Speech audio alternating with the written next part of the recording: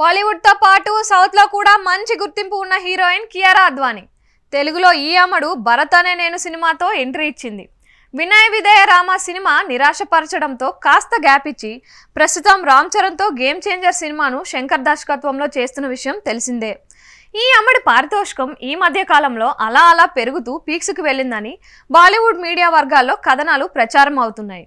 Bollywood media వర్గాల ప్రచారం మేరకు రామ్ చరణ్తో నటిస్తున్న గేమ్ చేంజర్ సినిమా కోసం కియారా అద్వానీ 4 కోట్ల పారితోషికం తీసుకున్నట్లు సమాచారం అందుతోంది. ఇటీవల కియారా అద్వానీ వార్ 2 సినిమాకు ఓకే చెప్పింది. ఆ సినిమాలో నటించేందుకు గాను కియారా అద్వానీ ఏకంగా 7 కోట్ల రూపాయలను డిమాండ్ చేసింది. ఆమెకు ఉన్న క్రేజ్ మరియు పాన్ ఇండియా గుర్తింపు కారణంగా ఆ మొత్తంను ఇచ్చేందుకు వార్ 2 మేకర్స్ ఒప్పుకున్నారు. ఆమె సైన్ కూడా పెట్టేసిందని తెలుస్తోంది. ఇప్పుడు కియారా అద్వానీ పారితోషికం మరింతగా పెరిగినట్లు బాలీవుడ్ వర్గాల్లో ప్రచారం జరుగుతోంది. రణ్వీర్ సింగ్ నటించబోతున్న డాన్ 3 సినిమాలో కియారా అద్వానీ నటించబోతుంది. సినిమాలో అత్యంత కీలకమైన పాత్ర అవ్వడంతో పాటు బికినీలో కూడా కనిపించాల్సి ఉంటుందట. సినిమా స్థాయి మరియు అందుకోసం ఆమె కేటాయించాల్సిన డేట్లు ఇతర విషయాలను పరిగణలోకి తీసుకొని ఏకంగా 13 కోట్ల పారితోషికం కియారా డిమాండ్ చేస్తుందట.